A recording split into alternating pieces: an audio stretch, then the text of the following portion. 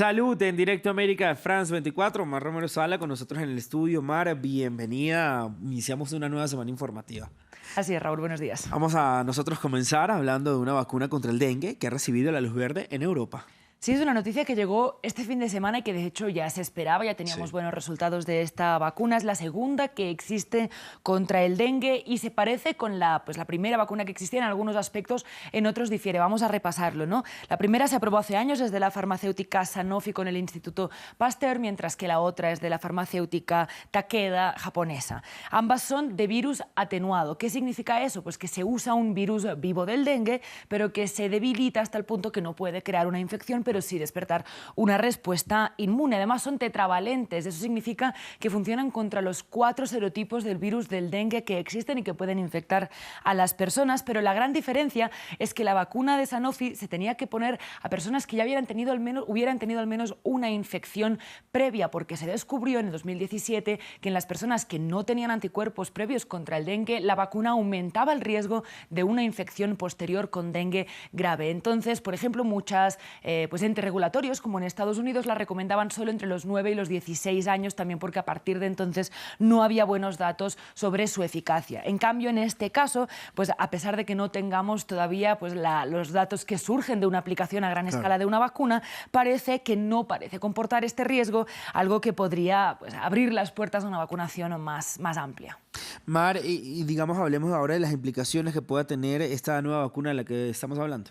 Pues a ver, primero el dengue es una de las enfermedades que más se ha expandido en los últimos años y que más se prevé que se expanda en el futuro, ¿no? A raíz sobre todo de que cada vez hay más vectores de este mosquito que transmite la enfermedad, por ejemplo, por factores como el cambio climático. En general, la infección provoca un cuadro leve, pero puede evolucionar hasta complicaciones. En todo el continente americano, en 2019 hubo 25.000 casos graves. Además, es una enfermedad sin tratamientos, no existen tratamientos específicos contra el dengue. Entonces, esta vacuna de Takeda primero podría obviamente ayudar a vacunar ampliamente más la población, pero también hacer algo muy interesante, y es que los viajeros de zonas donde no existe el dengue, que viajen a zonas donde esta enfermedad es endémica, se pueden vacunar. No podían hacerlo con la de Sanofi porque no tenían infección previa, y así, además de proteger a estos viajeros, también se podría prevenir que las personas traigan el dengue de regreso a países donde esta enfermedad no es endémica, y así hacer una especie de barrera a esta expansión constante de la enfermedad que estamos viendo en los últimos años. Cambiamos ahora de información, Mar. Nos vamos a Uganda para actualizar toda la información sobre el brote de ébola que afecta a ese país. Sí, Raúl, y es que este fin de semana las autoridades tuvieron que declarar una cuarentena en los 2 distritos donde se está dando este brote. Escuchémoslo. Movements into Los desplazamientos al interior y exterior de los distritos de Mubende y de Kasanda están prohibidos. is prohibited. We now have a total of 58. Tenemos ahora un total de 58 casos confirmados y 19 muertes. And 19 deaths.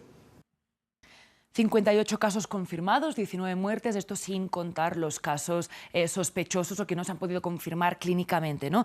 Pero hay alguna buena noticia, y es que el Serum Institute de India, que es el mayor manufacturador de vacunas del mundo, dio un anuncio. Recordemos que este brote lo está dando de ébola la variante de Sudán, la cepa de Sudán, que no tiene tratamientos ni vacunas aprobados para combatirlos, ¿no?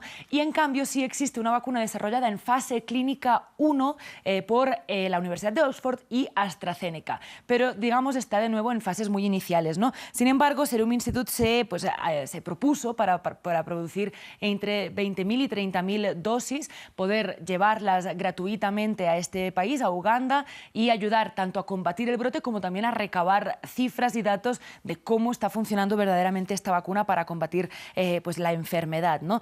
Y además también hubo críticas, como vemos aquí en una cita de los investigadores del Instituto Jenner de la Universidad de Oxford que están desarrollando esta vacuna, porque dijeron que si hubiera habido más inversión previa, hubiéramos tenido ya esta vacuna disponible y no haría falta estar como a las carreras o haciendo estas cosas como a último minuto. Exacto. Vamos ahora a terminar con una donación que hizo la Fundación Gates en la lucha contra la polio, Mar.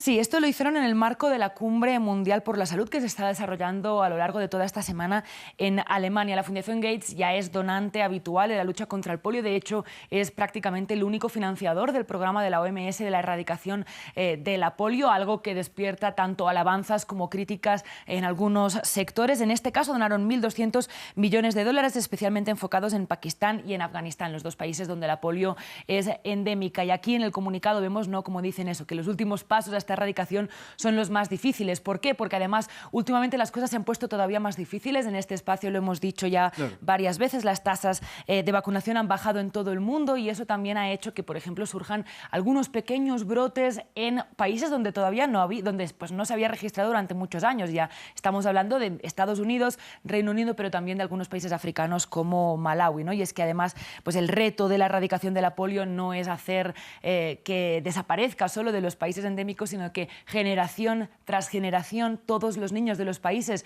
donde la polio ya no circula también se vacuna para evitar precisamente estos brotes que hacen que la tarea sea tan difícil a medida que pasa el tiempo. Mar, como siempre, muchísimas gracias por toda la información de salud. Mañana, por supuesto, con mucho más. Mañana con más, Raúl. Y pasamos ahora